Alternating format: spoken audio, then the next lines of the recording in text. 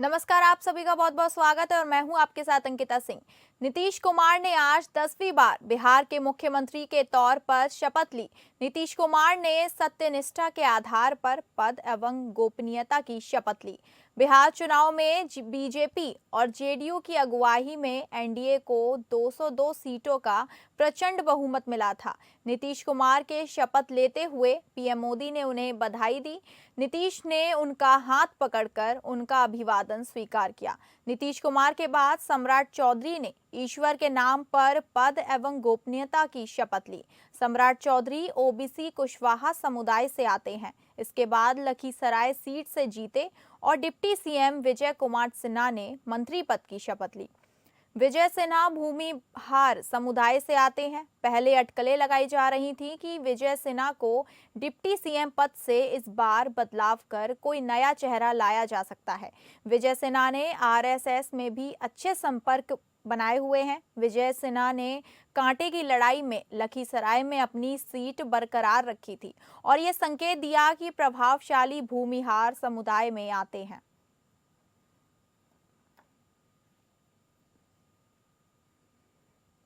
विधि द्वारा स्थापित भारत के संविधान के प्रति सच्ची श्रद्धा और निष्ठा रखूंगा। मैं भारत की प्रभुता और अखंडता अक्षुण्ण रखूंगा। मैं बिहार राज्य के मुख्यमंत्री के रूप में मैं अपने कर्तव्यों का श्रद्धापूर्वक और शुद्ध अंतःकरण से निर्वहन करूंगा तथा मैं भय या पक्षपात, अनुराग या द्वेष के बिना सभी सरकार के लोगों के प्रति संविधान और विधि के अनुसार न्याय करूंगा। मैं नीतीश कुमार सत्यनिष्ठा से प्रतिज्ञान करता हूं कि जो विषय बिहार राज्य के मुख्यमंत्री के रूप में मेरे विचार के लिए लाया जाएगा अथवा मुझे ज्ञात होगा, उसे किसी व्यक्ति या व्यक्तियों को तब से सिवाय जबकि ऐसे मुख्यमंत्री के रूप में अनेक कर्तव्यों के सम्यक और निर्वहन के लिए ऐसा करना अपेक्षित हो, मैं प्रत्यक्ष अथवा अप्रत्यक्ष रूप से संसूचित या प्रकट नहीं करूंगा। धन्यवाद। उत्तर प्रदेश के मुख्यमंत्री योगी आदित्यनाथ ने मेरठ, कानपुर और मथुरा वृंदावन के समग्र नगरीय विकास मॉडल की उच्च स्तरीय समीक्षा की। बैठक में सीएम योगी ने साफ निर्देश दिया कि इन ऐतिहासिक नगरों का विकास केवल सड़कों और इमारतों तक सीमित नहीं रहना चाहिए। इन शहरों की रूपरेखा ऐसी होनी चाहिए जो स्थानीय पहचान, सांस्कृतिक विरासत और आधुनिक सुविधाओं का संतुलित समन्वय पेश करे।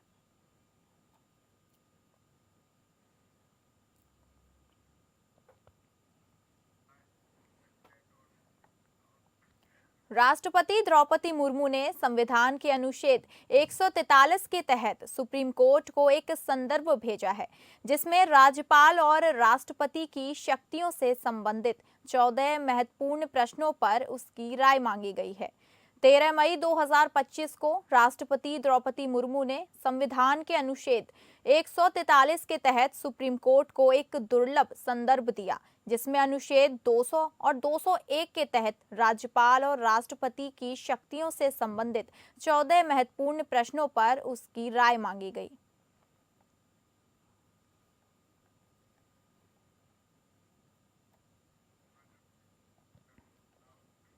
उत्तराखंड सरकार ने सरकारी कर्मचारियों और अधिकारियों के लगातार हड़ताल करने पर बड़ा फैसला लिया है। सूबे की धामी सरकार ने अगले 6 महीने के लिए एस्मा एक्ट लगा दिया है, यानी कि राज्य सरकार के सभी विभागों, निगमों और प्राधिकरणों में सरकारी कर्मचारियों की हड़ताल पर 6 महीने की अवधि के लिए प्रतिबंध लगा दिया गया है। सूचना कार्मिक ने अधिसूचना जारी की है।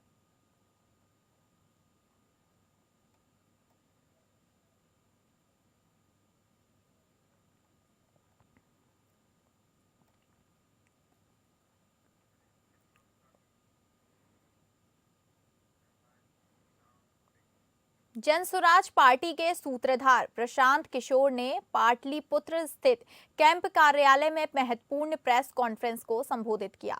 उन्होंने बिहार विधानसभा चुनाव में जनसुराज पार्टी को मिली हार की जिम्मेदारी खुद पर ली और कहा कि हम लोग व्यवस्था परिवर्तन नहीं कर सके। हमारी सोच में कुछ गलती हुई होगी, यह जिम्मेवारी मेरी है और मैं खुद इसे स्वीकार करता हूं। जीतने वालों को बधाई देते हैं। हमारे लिए यह आत्मचिंतन का समय है। जिन लोगों की अपेक्षाओं पर खरा नहीं उतर सके उनसे क्षमा मांगता हूं। साथ ही प्रायश्चित करने के तौर पर 20 तारीख को भीती हरवा आश्रम में एक दिन का सामूहिक उपवास रखेंगे। साथ ही कहा कि चुनाव में हमें वोट नहीं मिला, लेकिन वोट नहीं मिलना गुनाह नहीं है। हमने कुछ गुनाह नहीं किया। बिहार में जहां सिर्फ जाति धर्म की राजनीति होती है, वहां हमने मुद्दों की राजनीति की है। इस बार भी जो ऐसा करके जीते हैं, अब उन्हें हिसाब देना होगा। उन्होंने अपने राजनीति छोड़ने वाले बयान पर किए गए पत्रकारों के सवाल का जवाब भी दिया और कहा कि महाभारत के पांडवों के साथ भगवान थे, फिर भी अभिमन्यु को घेर कर मारा गया था, लेकिन फिर भी अभिमन्यु को मारने वालों की जीत नहीं हुई। जीत आखिरकार पांडवों की हुई थी। मैं बिहार छोड़ने वाला नहीं हूँ। 3 साल में जितनी मेहनत की है उससे दोगुना मेहनत करेंगे। पीछे हटने का सवाल ही नहीं है। सामूहिक तौर पर हारे हैं और आत्मचिंतन का समय है। हम लोग भी चिंतन करेंगे। जो लोग जीत कर आए हैं उनको खूब बधाई। जनता ने अपने लिए अपना रास्ता चुना है, अपने लिए सरकार चुन ली है। अब नीतीश जी और भाजपा के लोगों पर जिम्मेवारी है कि बिहार में जिन बातों को लेकर वो सत्ता में आए हैं, बिहार में तरक्की हो, बिहार में भ्रष्टाचार से जो जनता जूझ रही है भ्रष्टाचार खत्म हो, यहाँ पर लोगों के लिए रोजी रोजगार हो और सबसे बढ़ के जो मुद्दा है पलायन का, बिहार से पलायन बंद हो। हम लोगों से जो गलती हुई है, जिन लोगों ने जनसुराज के विचार पर इस सोच से इस प्रयास से जुड़कर एक सपना देखा था, एक उनकी सोच बनी थी, उनकी आशा की किरण जगी थी कि बिहार में एक नई व्यवस्था बनाई जा सकती है। उन सब के आशाओं पर, अपेक्षाओं पर, उनके सपनों पर खरा नहीं उतरने के लिए जो दोष है वो मेरा है। इसलिए मैं आपसे विनम्रता से आपसे माफी मांगता हूं कि मैं आपके सपनों के आधार के अनुसार, आपके सोच के अनुसार वो व्यवस्था बनाने में नाकामयाब रहा हूं। आपको बता दें, जनसुराज पार्टी के सूत्रधार प्रशांत किशोर ने पाटलिपुत्र स्थित कैंप कार्यालय में महत्वपूर्ण प्रेस कॉन्फ्रेंस को संबोधित किया। उन्होंने बिहार विधानसभा चुनाव में जनसुराज पार्टी को मिली हार की जिम्मेदारी खुद पर ली।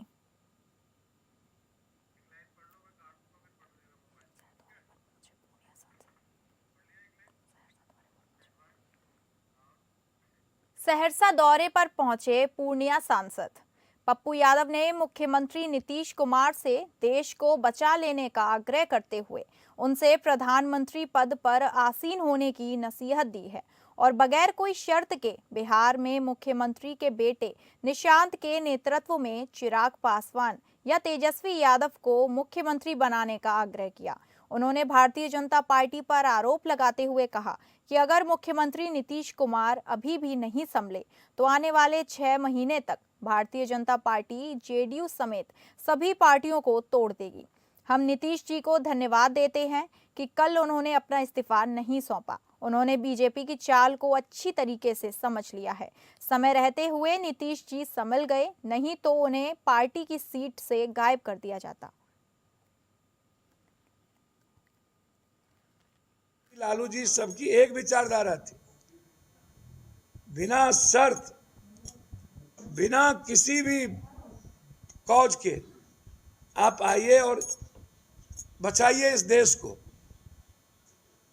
हम तो चाहेंगे चिराग जी को भी मौका है, कि देश का प्रधानमंत्री बने नीतीश कुमार जी, यही मौका है। और कोई संभाले, युवा तुर्क जो भी संभाले, तेजस्वी जी संभाले, निशांत को आप दे दीजिए। हम आग्रह करेंगे नीतीश जी से, इस देश को बचाने के लिए आप आगे आए थे भविष्य में पहले भी, और अब इस देश के लोकतंत्र को बचा लीजिए। और इंडिया गठबंधन से हम कहेंगे कि नीतीश कुमार जी को केंद्र ले जाइए और यहां निशांत और चिराग तेजस्वी जी को बैठ करके सरकार बनाए, तय करे और इस संविधान और लोकतंत्र को बचाए। अब जरूरत है लोकतंत्र बचाने। प्रदेश सरकार लौह पुरुष सरदार वल्लभ भाई पटेल की 150वीं जयंती के अवसर पर पूरे प्रदेश भर में रन फॉर यूनिटी का आयोजन किया गया। दरअसल बीजेपी जनसभाओं के माध्यम से जनता तक उनके विचार पहुंचाने का कार्य कर रही है। इसी क्रम में योगी सरकार के उप मुख्यमंत्री ब्रजेश पाठक ने अपने कैंट विधानसभा में रन फॉर यूनिटी का जनसभा को संबोधित करते हुए मौजूद रहे। इस दौरान उन्होंने सरदार वल्लभ भाई पटेल के विचारों को घर घर तक पहुंचाने के संकल्प को दोहराया और कहा कि पार्टी का हर कार्यकर्ता उनके विचारों को आत्मसात कर घर घर पहुंचे। पत्रकारों से बात करते हुए उन्होंने कहा, मोदी और योगी का संकल्प है कि सरदार पटेल के विचारों को जन जन तक पहुंचाना है और हम भी इस कार्य में जुटे हैं। सरदार के संकल्पना को पूरा करने के लिए हम सभी कार्यकर्ता एकजुट होकर प्रयास करेंगे।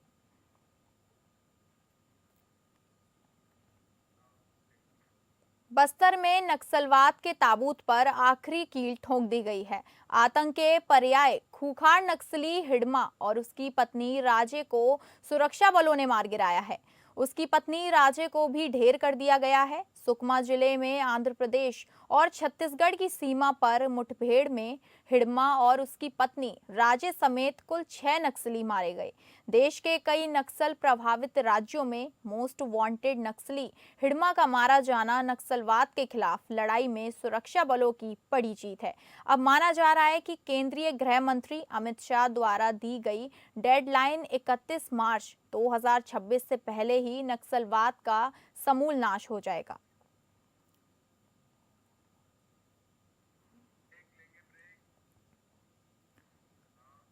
सोशल मीडिया इन्फ्लुएंसर और हान अवत्रामड़ी, जिन्हें लोग औरी के नाम से जानते हैं, उन्हें मुंबई पुलिस ने समन भेजा है। मुंबई पुलिस की एंटी नारकोटिक सेल की घाटकोपर यूनिट ने उन्हें 252 करोड़ रुपए के एक ड्रग केस के सिलसिले में पूछताछ के लिए बुलाया है। औरी को आज पुलिस के सामने पेश होना पड़ेगा। रिपोर्ट्स के अनुसार ये केस मार्च 2024 का है। तब पुलिस को महाराष्ट्र के सांगली जिले में एक फैक्ट्री से 126.14 किलो मैफेड्रॉन जब्त किया था। इसे आमतौर पर एमडी के नाम से जाना जाता है। इसकी कीमत करीब 252 करोड़ रुपए बताई जा रही है। इसी केस में पुलिस ने पिछले महीने मोहम्मद सलीम सुहेल शेख नाम के शख्स को गिरफ्तार किया था, जिसे दुबई से डिपोर्ट कर किया था।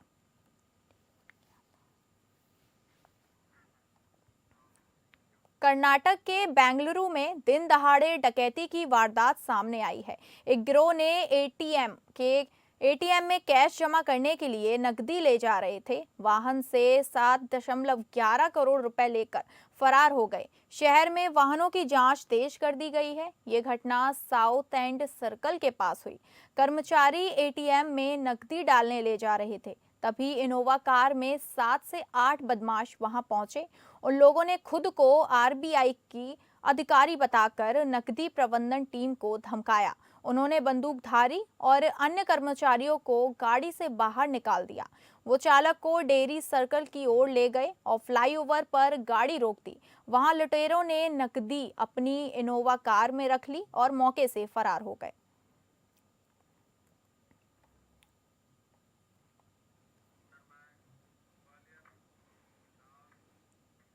खबर ग्वालियर से है, जहां ऑपरेशन सिंदूर के दौरान भारतीय सेना ने पाकिस्तान को धूल चटा दी थी, जिसमें ग्वालियर का एक जवान भी शामिल था। लेकिन अपने शौर्य से दुश्मनों को हराने वाला जाबाज घर में अपनी पत्नी से ही हार गया। फौजी ने पत्नी से जान का खतरा जताया है। साथ ही उसने कहा कि उसे राजा रघुवंशी नहीं बनना। देखिए इस रिपोर्ट में।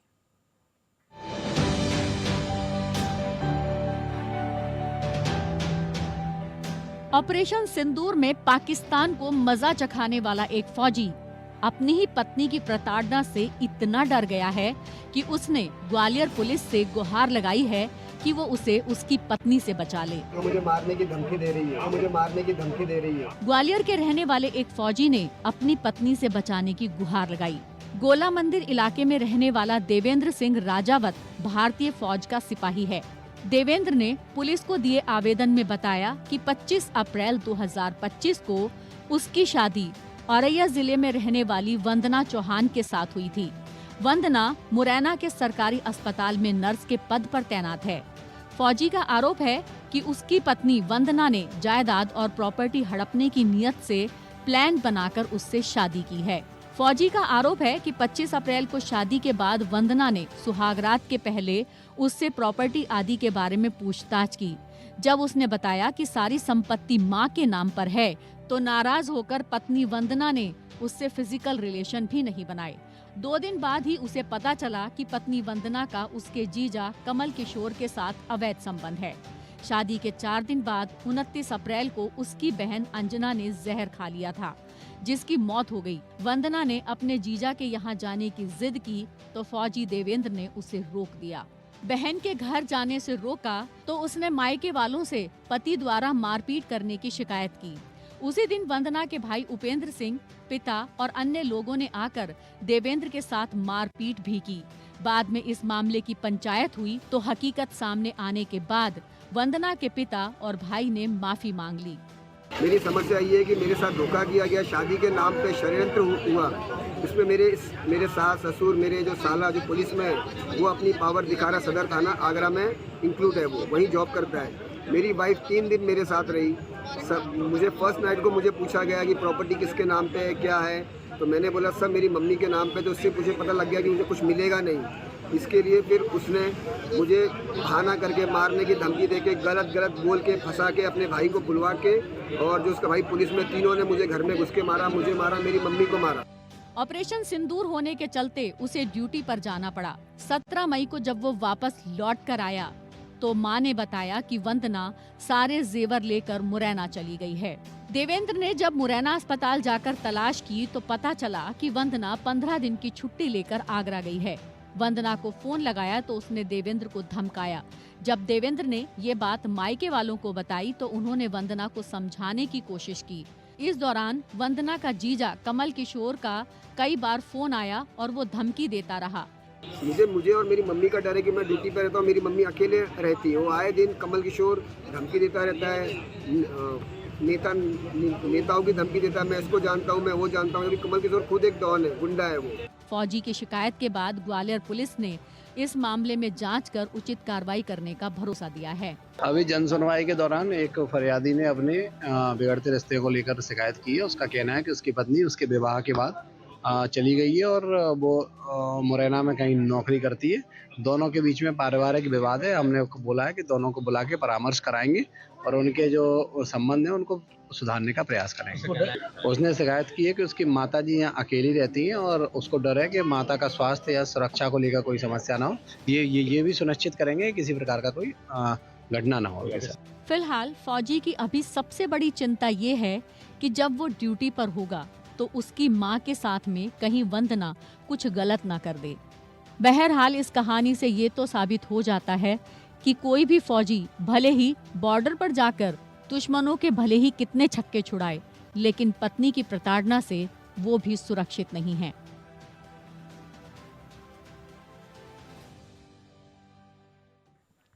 अमेरिका ने भारत को जेवलिन एंटी टैंक मिसाइलें बेचने की मंजूरी दे दी है। ये वही मिसाइलें हैं जो यूक्रेन युद्ध में रूस के बड़े बड़े टैंकों को आसानी से तबाह कर रही थी। अमेरिका की डिफेंस सिक्योरिटी कॉरपोरेशन एजेंसी ने ये ऐलान किया। कुल डील की कीमत करीब $93 मिलियन यानी लगभग 780 करोड़ रुपए है। जेवलिन एक पोर्टेबल कंधे पर रखकर चलाने वाली एंटी टैंक गाइडेड मिसाइल है। इसे अमेरिका की 2 बड़ी कंपनियां लॉकहीड मार्टिन और RTX पहले रेथिनॉल मिलकर बनाती हैं।